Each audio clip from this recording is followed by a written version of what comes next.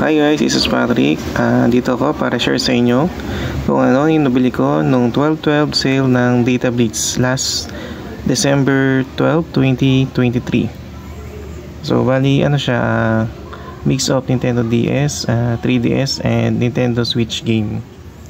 So bali may syempre mas marami akong nabili dun sa online, pero may nabili rin akong isang game dun sa mismong store ng Data Blitz sa Podium Mall. So ayun, so ang ano ko lang, nung last 11/11 sale konti lang nabili ko kasi parang wala na masyadong titles nun eh. Pero ngayong nung December 12 naman 2023, natuwa ako kasi mas marami pa palang titles na mayroon. Kinabahan kasi ako, sabi ko parang alanganin, parang wala na yatang bagong titles. Sabi ko mukhang di ako makakabili ngayon sa sila. Pero yun, buti lang meron pa palang marami. Siguro na-reserve nila para sa December, para mas ingrande, di ba? Parang ganun. So ayun, excited na ba kayong buksan natin? So ayun, buksan na natin. So as usual, sealed na sealed siya.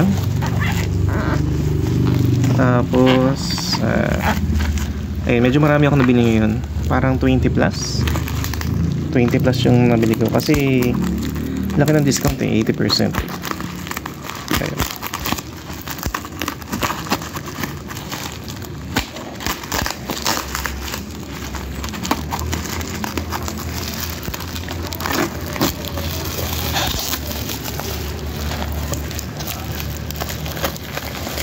Tapos sa Data Blitz, siya, secured na secured talaga yung item pag bumili kayo sa kanila. Kasi ang kapal ng bubble wrap nila. Tapos minsan binabox sila. Actually first time ko lang nag-order sa kanila ng nakabox, para secured siguro baka may nagreklamo na dati pag naka-bubble wrap yung damage pa rin. So ngayon ginawa nilang may box na. So ayan.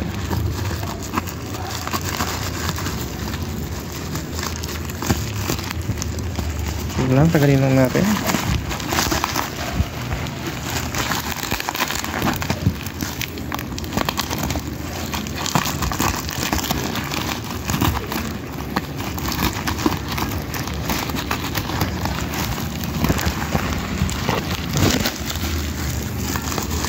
Karamihan ng games na binili ko siya, alam na, favorite ko naman yung side scroller games. Kaya ayun, expect nyo na almost puro ganun yung mga bibilin ko, yung mga binili ko.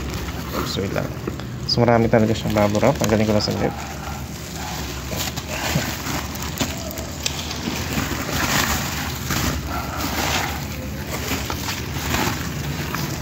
Oops.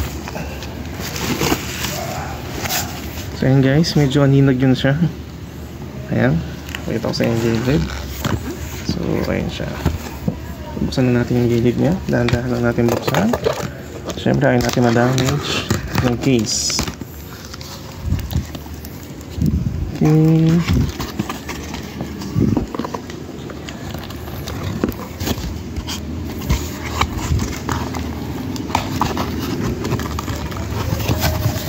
Lagyan natin na natin.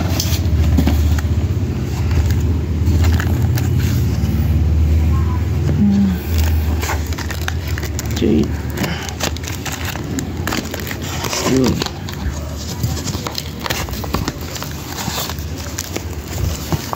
So makita nyo may isang Nintendo 3DS game. So bilangin natin siya: 2, 4, 6, 8, 10, 12, 14, 16, 18, 19. So 19 siya.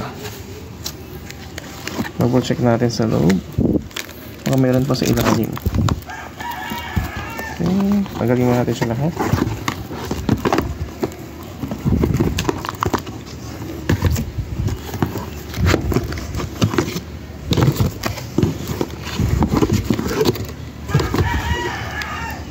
Okay. Ito naman.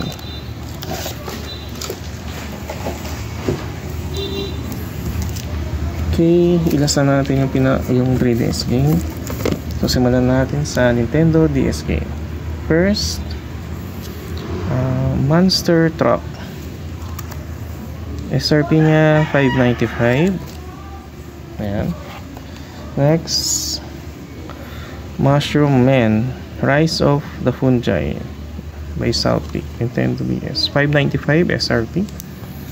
Pero syempre lahat yan naka 80%. Next, ayun, 4 game pack. So Battleship, Connect 4, Sorry, Trouble. So parang classic board game siya na ginawa na ng video game. So $4.95 ang SRP niya. Next, Nintendo DS Ice Age, Continental Drift, Arctic Games. So ayun, so may nakadate pa na $10 value. Siguro baka naka-sale. $5.95 SRP. Next, Journey to the Center of the Earth, Nintendo DS. And okay, SRP niya is $5.95. Next, Nintendo DS Kung Fu Panda, The Legendary Warrior, Activision. So $5.95. Next, Shrek Super Slam, Nintendo DS. Ang price niya ay $5.95. Medyo malabo. Ayun. Next, Flash Focus Vision Training in a Minute, Nintendo DS. $4.95. Okay. Next, Tony Hawk's Downhill Jam, Nintendo DS. May damage yung cover niya. Ay, hindi, plastic lang pala. So ang price niya is $4.95. Next, 4 game pack ulit, mga dating board games na classic. First game niya is Clue. Next is Mousetrap, Perfection, tsaka Aggravation.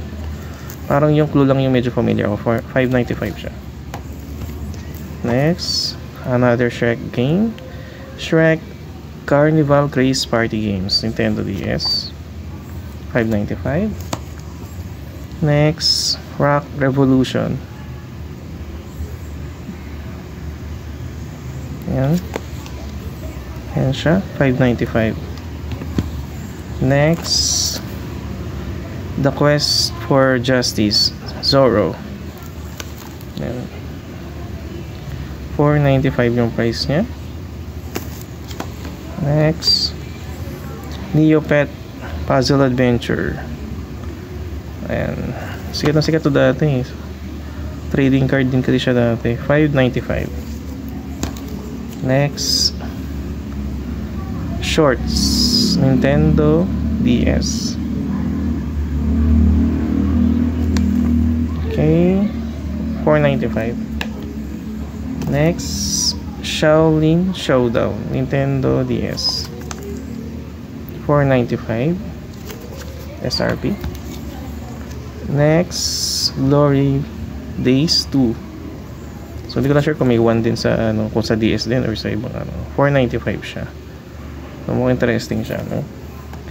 And our last Nintendo DS game, Open Season.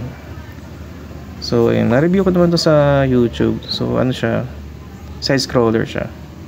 May pagka 3D, $4.95. Now dun tayo sa 3DS game, nag-isang 3DS game natin. At walang iba kundi ang The Croods Prehistoric Party. So ayun, SRP niya is $9.95. So ayun. So ngayon, syempre, dumaan ako sa mga Databit store. Try ko, baka meron din 3DS game tsaka DS. But unfortunately, wala sila. Kaya, may mga nakasale din silang Nintendo Switch game. Kaya, bumili ako ng Nintendo Switch game. So, nakasale kasi yung nag-isang kulang na game na favorite ko eh. So, walaan nyo, ano kaya siya? Wala kayo? O, sige. Sabihin ko na. Okay, select na. 1, 2, 3, go! Crash Bandicoot It's About Time number 4. So meron na kasi ako nung yung Insane Trilogy tsaka yung Crash Team Racing. Ito na lang yung kulang ko. Nakasale din siya. Kaya binili ko na. Parang less, ano? Wait lang, double check ko lang yung price.